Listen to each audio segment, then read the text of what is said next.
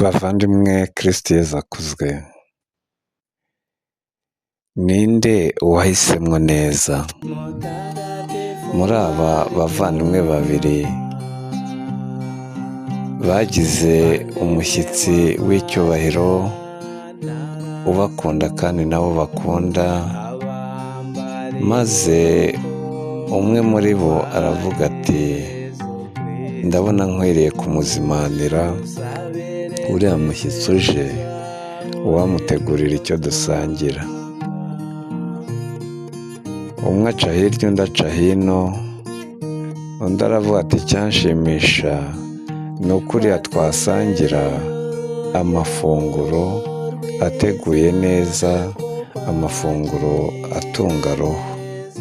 atunga roho zacu, tukicara tukayasangira twishimye tunezerewe. Noneho undi aravuga ati uriya mushyitsi nubaha kandi nkunda, ndabona njyewe icyo twasangira ubu ngubu ngiye gushaka inyama, nkore za broshete cyangwa se amasambusa, biraryoha, nshake icyo kunywa, nshake fanta se, nshake za sikoro, za peti mitsingi, mbese bya bindi rwose umubiri ufata ukishima ukanezerwa. Bose ni ibikorwa bari bateguranye urukundo, kandi mu by'ukuri umushyitsi nawe arabikeneye, kubera ko bavuga ko roho nziza iba mu mubiri muzima. Umushyitsi w'imena biteguye afite umubiri ukeneye kurya no kunywa, afite roho ikeneye nayo amafunguro ayitunga. Aho umushyitsi aziye baramwereka amafunguro bifuza, buri wese ayo bifuza ko basangira. Ati njyewe ndifuza ko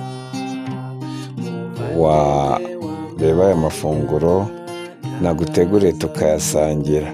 Undi ati nanjye banza uzi iwanjye, dore nanjye yo nateguye rwose, hanyuma tuyasangire. Urabanza hehe?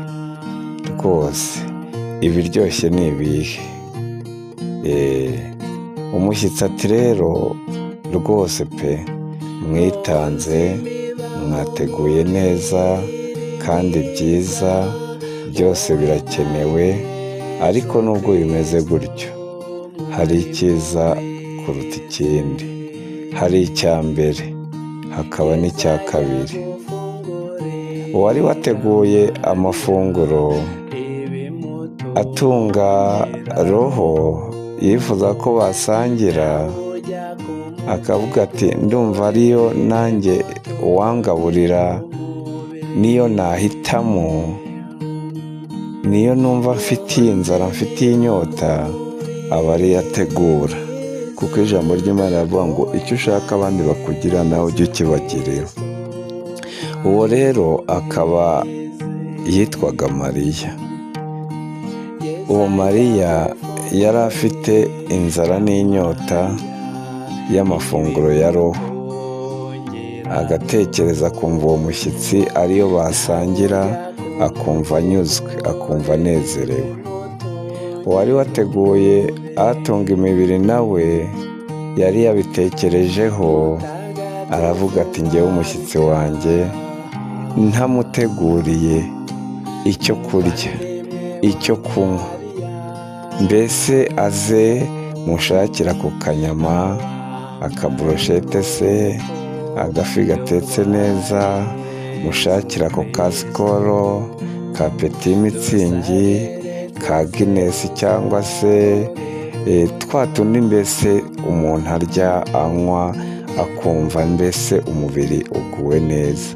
Uwo nawe yitwaga Marita, ndetse bari abavandimwe bavukana. wa mushyitsi arabazwa ngo ibintu byacu se ntiwabishimye?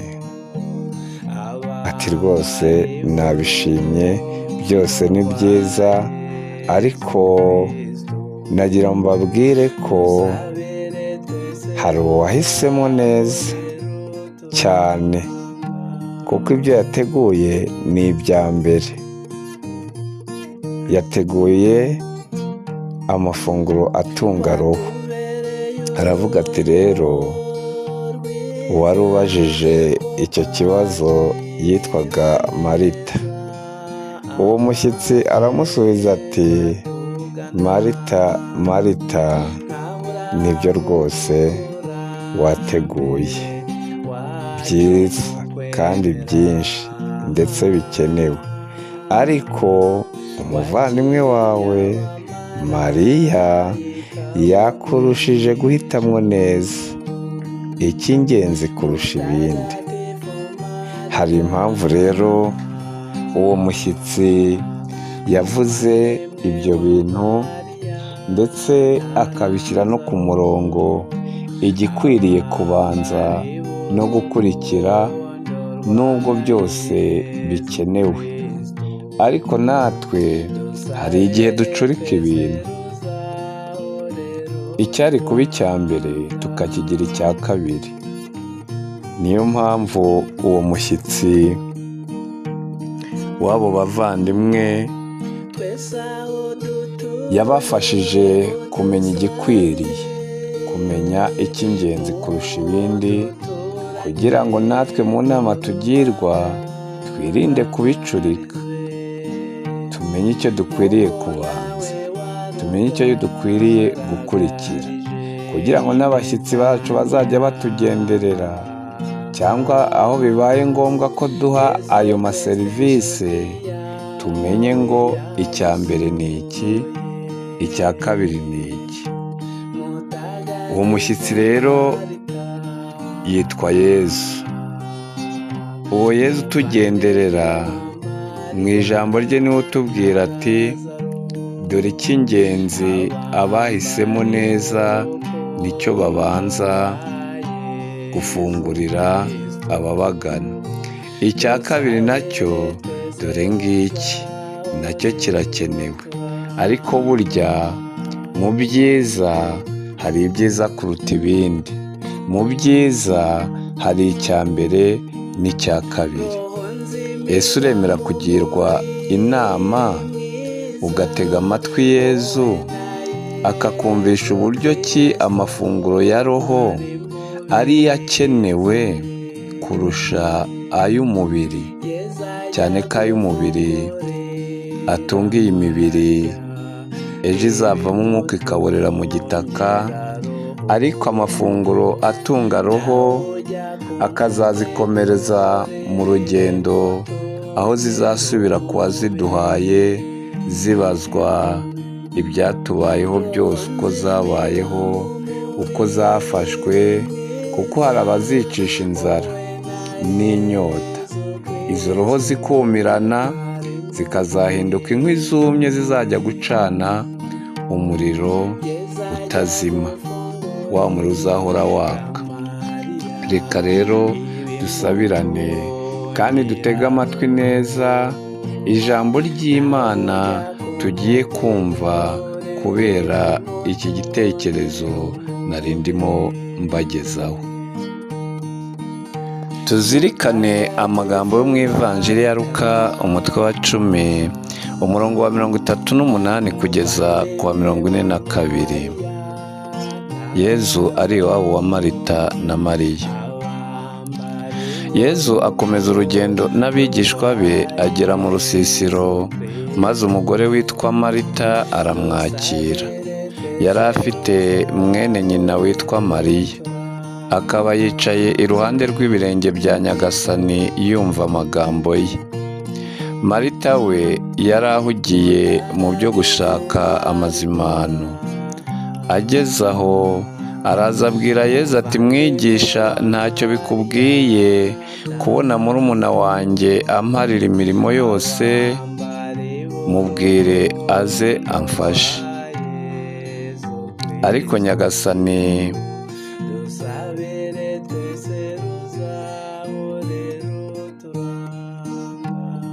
Marita we yari ahugiye mu byo gushaka amazimano.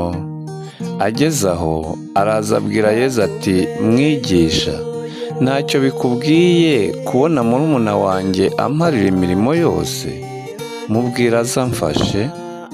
Ariko Nyagasani aramusubiza ati, Marita, Marita, uhagaritse umutima kandi urahibibikanywa na byinshi, nyamara ibyangombwa ni bike, ndetse ni kimwe gusa. Mariya rero yahisemwo umugabane mwiza udateze kuzamwamburwa. Ngaya amagambo yo mu Ivanjiri ntagatifu.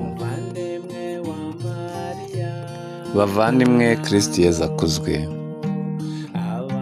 Iri jambo ry'Imana tumaze kumva rirasobanura neza igitekerezo natangiye mbagezaho, ngaragaza ko hari benshi bashimishwa cyane no gukora ubutumwa bwo guhaza abandi ibyo kurya no kunywa, ariko badashimishwa n'uko abandi bakora ubutumwa bwo guhaza abandi amafunguro atunga roho zabo, ndetse bakanavuga bati, twebwe buriya bariya bantu twari kubashyira nk'amaketse 10 yuzuye ibyo kunywa, ndetse tukabashyira n'amabase menshi cyangwa se amasafuriya menshi yuzuye ibyo kurya bihagije bitunga imibiri yabo. Ariko Yezu aratubwira ngo hari icy'ingenzi, hari ikigomba kubanza n'igikenewe kurusha ibindi. Ntabwo ari bibi byose nk'uko muri kubyumva muri iyi ndirimbo ya Marita, mutagatifu Marita naje gusobanukirwa n'ubutumwa bwe yakoraga afatanije na Yezu. Bamaze kubona uburyo ki roho ya Mariya yari ikenewe kwitabwaho, umwe yanyuze iburyo undi anyura ibumoso kugira ngo bashyashyanire iyo roho ya Mariya. Yezu yakoze igikorwa cyiza cyo kwegera Mariya kugira ngo amuhaze amafunguro akwiriye roho ye, na Marita anyura ku rundi ruhande, arahibibikana, arashakashaka kugira ngo arebe amafunguro akwiriye kuza guhabwa Mariya, kugira ngo Yezu na Marita bafatanye gukiza iriya roho yari ikeneye kuba mu mubiri muzima kandi nayo ikaba nzima. Hariya byangaragarije uburyo ki Marita yari ari mu butumwa na Yezu ari mu butumwa, kugira ngo bose bahurize kuri ya roho nimara kuzimanirwa amafunguro avuye mu ijuru Mariya ahawe na Yezu, na Marita amushyirire ku meza amafunguro aryoshye meza ahumura neza, kugira ngo atunge umubiri wa Mariya.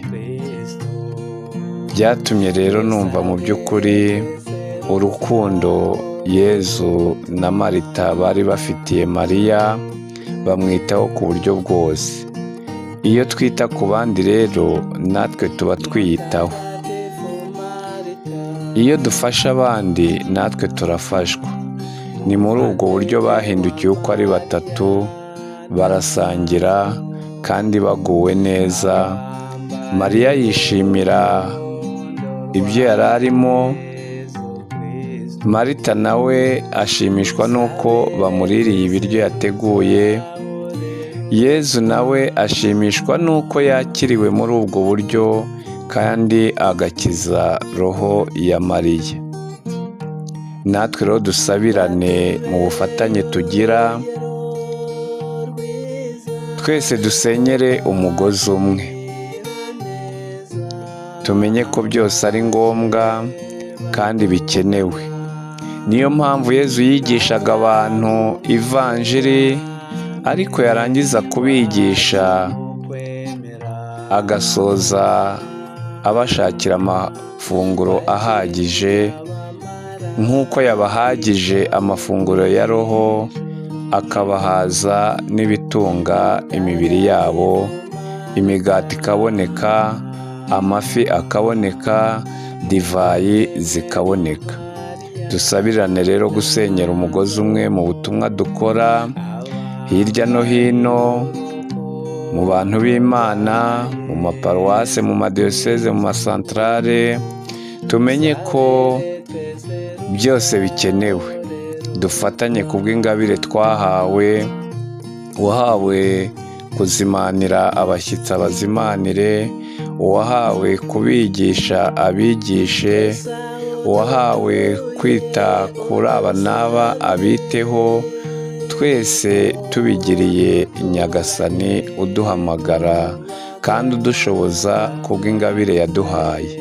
Dushimishwe n'uko buri umwe wese akoresha ingabire yahawe, aho kugirira ishyari mugenzi wawe kuko akora gutya cyangwa akora ibi ngibi.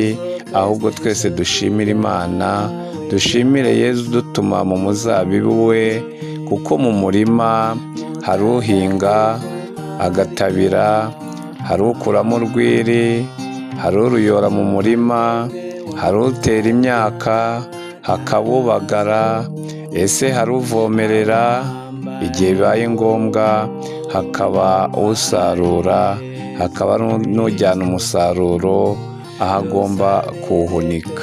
Abo bose rero bakwiriye igihembo cyabo, kandi buri wese agashimirwa icyo yakoze. Mu izina rya Yezu rero dusabirane, kubera ko ibi byose uzaduhemba ibidukwiriye aratwandikira. Igihe nikigera azaduhemba. Ariko icyo nifuza ni uko wansabira nanjye nkagusabira, twese tugasabirana imirimo yacu, ibikorwa dukora, ubutumwa dukora, tukazabusoreza kwa Data mu ijuru, turuhukira iburyo bw'Imana Data, iburyo bwa Yezu, iruhande rwa mama wacu Bikira Mariya, twagendanye nawe nk'umubyeyi wa Kiliziya, umwamikazi w'intumwa. Yesu mwari mubizi, Yesu ajya gufungurira Mariya ibimutungera roho, nawe ujya kumutegurira ibimutungera umubiri. Mutagatifu Marita, muvandimwe wa Mariya na Lazaro, abambari b'urukundo rwa Yezu Kristo, dusabire twese